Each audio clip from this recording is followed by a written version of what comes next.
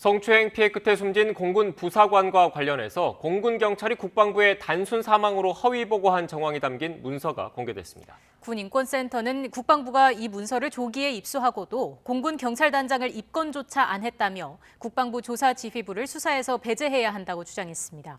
취재기자 연결해서 자세히 알아보겠습니다. 박희재 기자.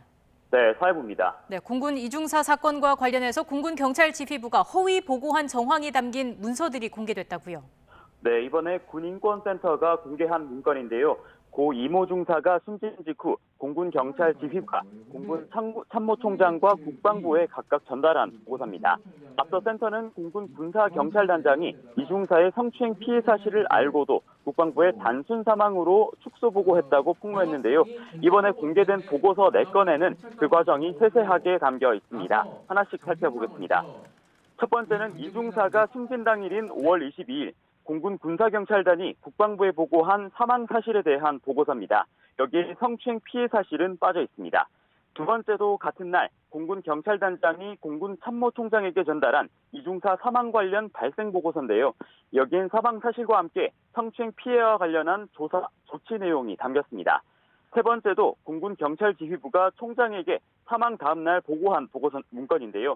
이중사 측 유족의 반응까지 담은 세부 보고서입니다. 유족 측이 이중사를 성추행한 가해자를 주변인들이 선처해달라고 한 정황으로 이 고인이 힘들어했다는 내용까지 세세하게 담겨 있습니다. 해당 보고서가 실제 전달된 보고서라면 공군 경찰은 물론 참모총장까지 사건 내용을 모두 파악하고 있었다고 볼 수 있습니다. 마지막 보고서는 세 번째 보고서가 작성된 당일 공군 경찰단장이 국방부에 보고한 문건입니다. 여기에선 고 이중사의 성추행 피해와 관련한 세부 사실이 모두 빠지고 단순 사망 사건에 대한 개요만 나와 있습니다. 특히 여기서는 유족이 사망 동기를 수사해달라는 점 외에 특이 반응은 없음이라고 명시됐습니다. 그러니까 국방부 보고에 사실 축소는 물론 왜곡까지 일어난 정황이 이 이틀 동안 작성된 이 4문건에 담겼다고 볼 수 있습니다. 네, 박희재 기자, 센터 측이 국방부 부실 수사 의혹도 제기했죠? 네, 군인권센터는 공군 경찰단장은 물론 그 윗선까지 은폐, 왜곡에 가담한 정황이 드러난다고 말했습니다. 공군 참모총장까지 보고 과정에 개입했는지는 수사를 통해 밝혀져야 할 대목입니다. 특히 지난 4일 국방부가 공군 군사경찰단을 압수수색해 이 보고서들을 확보했을 국방부 조사본부가 경찰단장조차 3주 동안 입건하지 않았다는 점을 놓고 볼 때 국방부도 믿을 수 없다며 국방부 검찰단장과 또 조사본부장을 즉각 수사에서 배제해야 한다고 주장했습니다.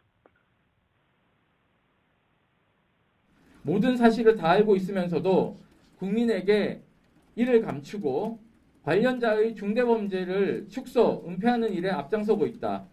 또 센터 측은 군사경찰단장을 즉시 구속해 사건을 은폐한 경위를 밝혀야 한다고 주장했는데요. 이와 관련해 국방부는 조금 전에 입장문을 내고 공군 군사경찰단장과 고 이중사가 성추행 피해를 당한 20 전투비행단 군사경찰 대대장을 비롯해 6명을 입건하고 이 가운데 2명을 보직 해임하는 등 수사를 진행해왔다고 말했습니다. 그러면서 공군 군사경찰의 범법 행위를 축소, 은폐한다는 주장에는 유감을 표한다고 덧붙였습니다. 지금까지 사회부에서 전해드렸습니다.